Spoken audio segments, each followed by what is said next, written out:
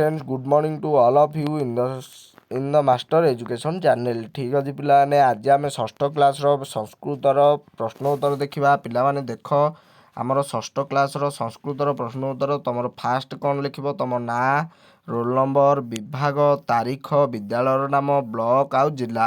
ଠିକ୍ ଅଛି ପିଲାମାନେ, ଏଇତକ ଫିଲ୍ଅପ୍ କରିସାରିଲା ପରେ ଆମେ ପ୍ରଶ୍ନକୁ ଯିବା। ପିଲାମାନେ ଆମର ପ୍ରଶ୍ନ କ'ଣ ଦେଇଛି? 1 ନମ୍ବର ପ୍ରଶ୍ନ, ଚିତ୍ର ପଶ୍ୟତୁ ନାମଚ ଲିଖତୁ। ଠିକ୍ ଅଛି ପିଲାମାନେ, ଏଇଟା କାର ଚିତ୍ର, ଏଇଟା ଚାବିର ଚିତ୍ର, ଏଇଟା ସ୍କେଲ୍, ଏଇଟା ଚଷମା। ଏଇ ତିନିଟାଙ୍କୁ ହିନ୍ଦୀରେ ଲେଖିବ।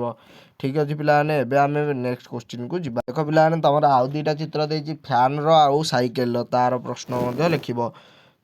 ତାପରେ ପ୍ରଶ୍ନ ତମର କ'ଣ ଦେଇଛି? 2 ନମ୍ବର ପ୍ରଶ୍ନ, ସ୍ତମ୍ଭ ମେଳନମ୍ କରତୁ। ଠିକ୍ ଅଛି ପିଲାମାନେ, କ ସ୍ତମ୍ଭ ଖ ସ୍ତମ୍ଭ ଦେଇଛି ମୂଷିକଃ। ମୂଷିକ ଅର୍ଥ କ'ଣ ପିଲାମାନେ? ନା ମୂଷିକ ଅର୍ଥ ମୂଷା, ମୂଷା ଏଠିକି ପିଲାମାନେ। ମକ୍ଷିକାଃ ମାଛି ପିଲାମାନେ।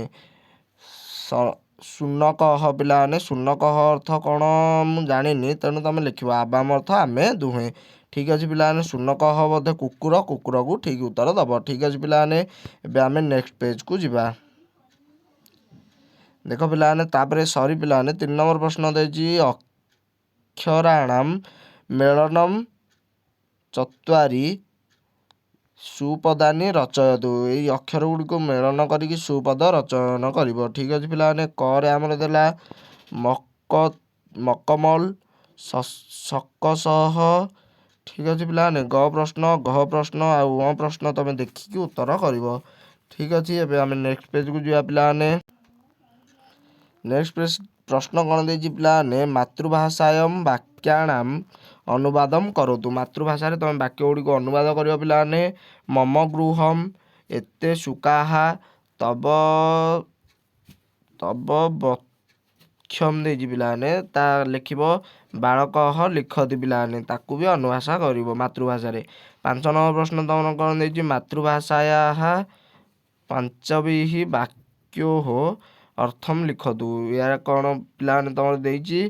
ୟାକୁ ମାତୃଭାଷାରେ 5ଟି ବାକ୍ୟ ୟା ବିଷୟରେ ଲେଖିବ। ପିଲାମାନେ ତାକୁ ପ୍ରଶ୍ନ ଦେଖିବ ଏବଂ ଉତ୍ତର ଲେଖିବ। ତାପରେ 6 ନମ୍ବର ପ୍ରଶ୍ନ କ'ଣ ଦେଇଛି ତମର? ପିଲାମାନେ ସଂସ୍କୃତେନ ଅନୁବାଦମ୍ କରତୁ। ଠିକ୍ ଅଛି ପିଲାମାନେ, ଥାଳି, ସାପ, ପତ୍ର ଗୁଡ଼ିକ, ବଗିଚା, ଆଠ, ୟାକୁ ସଂସ୍କୃତରେ ଲେଖିବ। ଏବେ ନେକ୍ସଟ ପେଜ୍କୁ ଯିବା। ପିଲାମାନେ ଦେଖ ପିଲାମାନେ, ଆମର କ'ଣ ଦେଇଛି? ନେକ୍ସଟ ପେଜ୍ରେ ଦ୍ୱିବଚନ ରୂପାଣି ଲିଖତୁ। ଦ୍ୱିବଚନ ରୂପ ଲେଖିବ। ପିଲାମାନେ ଗଜ, ଲତା, ଅହମ୍, ଫଳମ୍, ହସତି। ଠିକ୍ ଅଛି ପିଲାମାନେ, ୟାର ଦ୍ୱିବଚନ ତମେ ଲେଖିବ।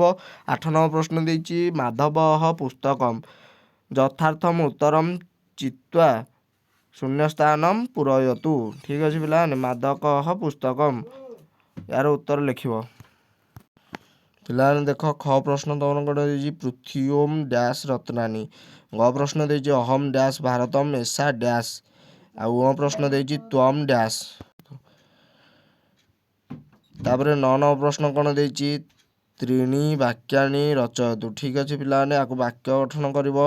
ବୟମ୍ ତତ୍ର କ୍ରୀଡ଼ନ୍ତି ଅନୁଧା ଭବାନୀ। ଠିକ୍ ଅଛି ପିଲାମାନେ, ଭିଡ଼ିଓକୁ ଲାଇକ୍, କମେଣ୍ଟ ଆଉ ସବସ୍କ୍ରାଇବ୍ କର, ଯାହାଦ୍ୱାରା ଏଇଭଳି ତୁମମାନଙ୍କ ପାଇଁ ମୁଁ ନୂଆ ନୂଆ ଭିଡ଼ିଓ ଆଣିପାରିବି। ଠିକ୍ ଅଛି।